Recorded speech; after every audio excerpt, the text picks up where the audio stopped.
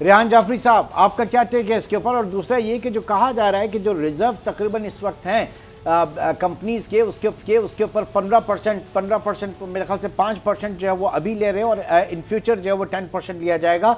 तो अमाउंट कुछ मेरे 350 से 380 अरब की बन रही है। तो क्या ये एक प्रोजेक्शन के तौर पर लिया जा रहा है आईएमएफ को दिखाने के लिए, या और उसमें कि ये प्रोजेक्ट, जैसे हमेशा हम देखते हैं कि अपनी प्राइवेटाइजेशन प्रोसीड्स जो हैं वो उसके एस्टिमेट हम लगाते हैं और निल बटा निल जो है वो हम अचीव कर पाते हैं, कुछ उसमें टके का आगे काम नहीं होता। देखें, बहुत बहुत शुक्रिया इमरान, सबसे पहले तो इस प्रोग्राम में आपने मदऊ किया दोबारा।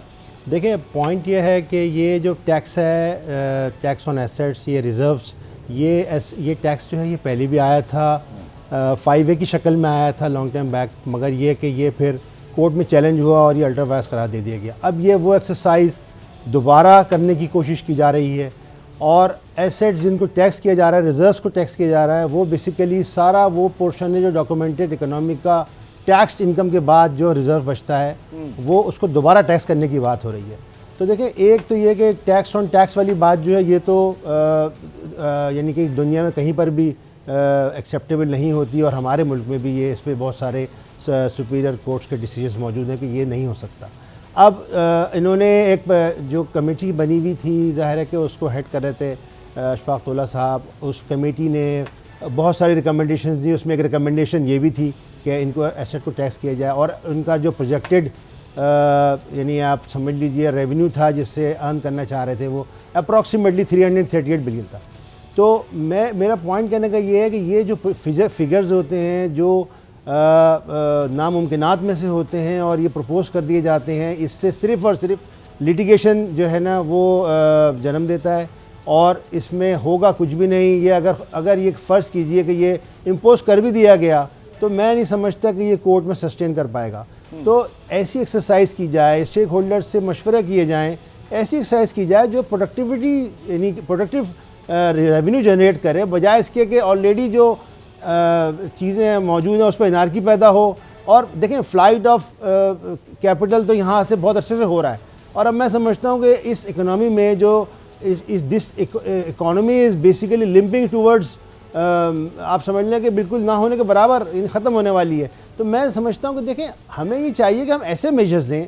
नॉन फाइलर पे आप हमारे यहाँ कभी कोई काम नहीं हुआ अभी तक जो है। नॉन फाइलर हर साल जो फाइलर बढ़ता है वो इस वजह से बढ़ता है कि उसने अगर कोई प्रॉपर्टी बाय करनी होती है नील रिटर्न फाइल कर देता है प्रॉपर्टी। तो मैं और आपके पास डेटा देखें, डेटा मौजूद है, डेटा आप अप्लाई करें। ये जो इस सिलसिले में जो आपका एक ब्रॉडनिंग ऑफ टैक्स बेस पूरा एक डिपार्टमेंट गालिबन बना हुआ था, और सुनने में आ रहा है कि फॉर ऑल प्रैक्टिकल पर्पस वो बंद है। पाकिस्तान जैसे मुल्क में जहां पे आप देखें कि ऑलमोस्ट 67% जो है वो इनडायरेक्ट टैक्सेस हैं, 33% के करीब मोर और लेस जो है वो आपके डायरेक्ट टैक्सेशन है, और जो पूरा का पूरा बेस कर रहा है आपका इनडायरेक्ट टैक्सेस के ऊपर। पूरे मुल्क को आपने विदहोल्डिंग एजेंट बनाकर रख दिया है। तो ये तो सारे इतने रिग्रेसिव टैक्सेस हैं।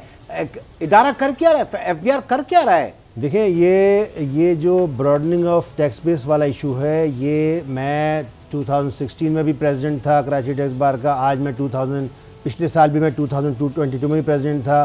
पिछले 5 साल 6 साल से हम हर प्रोग्राम में, आपके प्रोग्राम के तवज्जुह से भी, मुख्तलिफ और चैनल्स के प्रोग्राम के तवज्जुह से भी, हम हमेशा यही गाना गाते रहे और लोगों को यानी बारहा इन लोगों एफबीआर को कहते रहे कि भाई देखिए, टैक्स नेट में लाने के लिए लोगों को आपको एक थोड़ा सा यानी एक होता है मेंटल रिलीफ देना पड़ेगा।